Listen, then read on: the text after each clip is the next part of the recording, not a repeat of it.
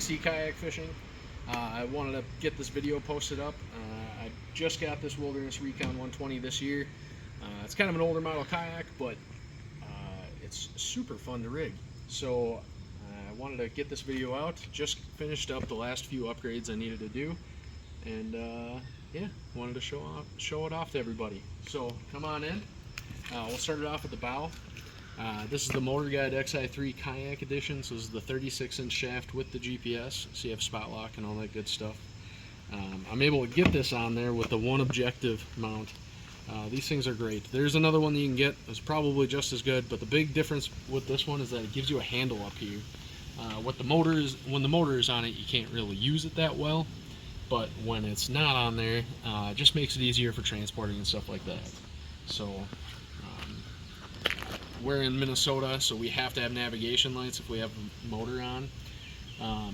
So I didn't want to use the big Yak Power strips just because it takes up a lot of real estate. So I went with the button lights. So I have the red on this side and the green on the opposite side. Moving back, a lot of people do this. I wanted to make it a little bit cleaner though. Instead of running a string or a rope, something like that outside the kayak to pull the pedal down, I actually went and picked up refrigerator tubing, just the 1/4 inch stuff, and I ran the tube from the front here, right in front of the hatch, to right here, and then I got the Dyneema cord with a handle on it, and that runs all the way here. So when I want to lift up my trolling motor or drop it down, all I have to do is pull on that handle and it pulls the pedal down for me. Moving into the hatch, get my net out of the way here, and the cord and the rope for my trolling motor. Moving into the hatch, so I have a 12 volt 50 amp hour battery that runs my Yak Power system. This is the Power Queen battery. If you've been wondering about it, it's on Amazon. They're pretty cheap. Super worth it. I haven't had any issues with it. So from there, this is also another one objective accessory. If you look right down in here, so this is the accessory plate that one objective sells, and then I have my Yak Power system mounted right to here. And the power cord just kind of sits in here, but I have everything else bundled up behind here going to their respective places. The big reason for this big open space is that ultimately I will have live scope, and the black box will get mounted right here. So I wanted to leave myself room there. If you've been wondering about Yak Power, it's super easy to set up. The customer service is great. I actually just had my relay switch just died randomly, and they had my warranty replacement out to me within 5 days. So, and so just all plug and play, super easy. Going to the command center here. This is the Yak Gadget quad bar. I wasn't a huge fan of the stands that they give you for it. I was having issues where the knobs would loosen up while I was trailering the kayak, and I just didn't want that to happen. So I did upgrade it to a bunch of Yak Attack accessory stuff, which is essentially the same thing that they use on the native Captain's Bridge. But I have this set up with a Garmin 93 SV and then a Garmin 73 SV. So I run all my side imaging on the 93 SV, and I'll just have that full screen, and then I do down imaging and mapping on my 73 SV because it's a smaller screen. I do have the Yak Gadget micro tool holder, I think it's called, which this thing is great, holds on there really well, and just keeps all your tools within reach. Next up, obviously you can't go out without a cup holder. You gotta keep your drinks handy. I have the Yak Power remote mounted, track mounted right here, and then I have a little eyelet here that holds my catch board to keep that anchored.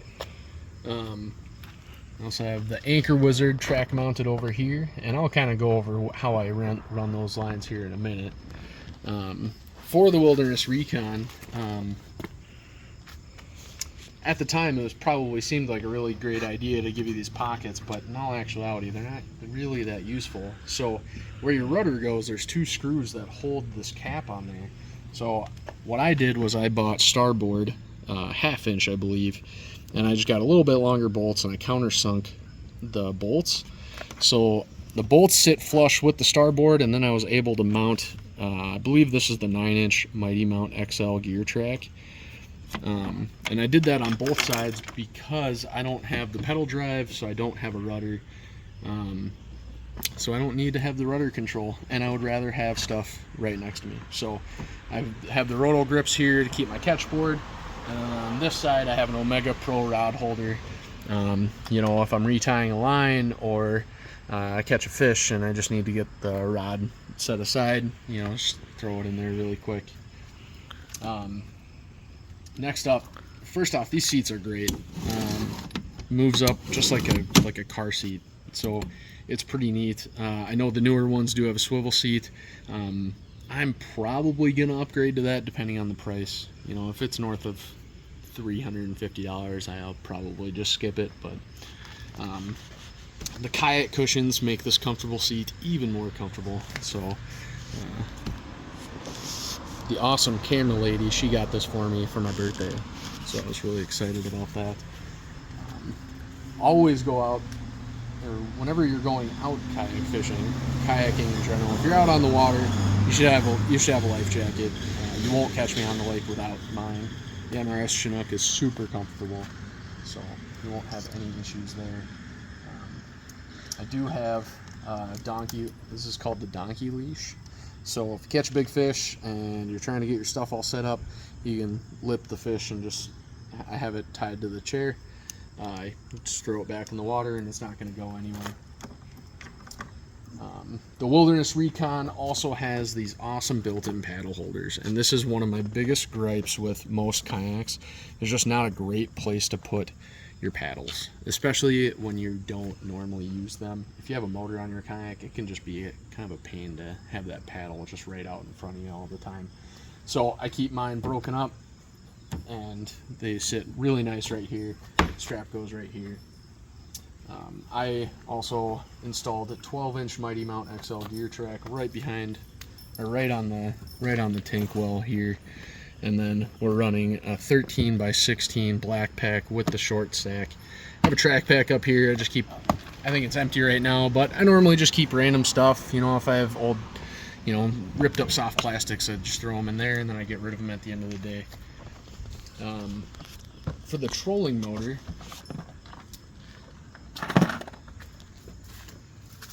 the bigger part of the crate, you know, is what I use as my battery pack.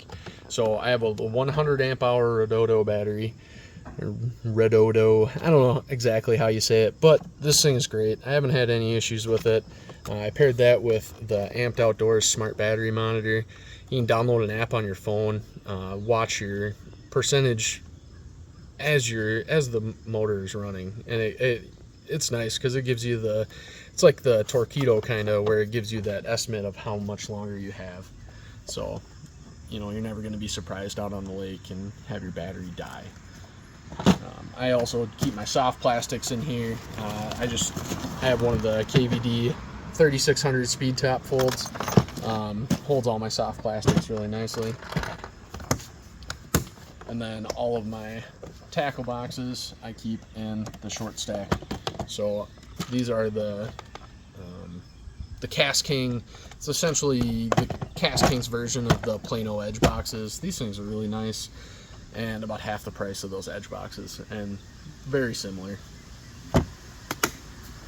So going back from here, like I said, I keep the paddles broken up, so there's one on each side. I like to not get blown around by the wind, so I have a micro anchor mounted right here. And then for those areas of the lake where, you know, you're past that 7 foot, you got to have something else still. So I do have an anchor wizard mounted right here. It just helps with positioning. Spot lock is great, but when the wind is blowing and you want to position yourself a certain way, it gets really tough. So, and obviously you got to run a VisiFlag. This is the Yak Attack one. The battery power is great on it. So, but yeah, this is my kayak. The other cool thing about it is it comes pre-installed with these tubes for the rudder. So these ones go come out right next to the seat.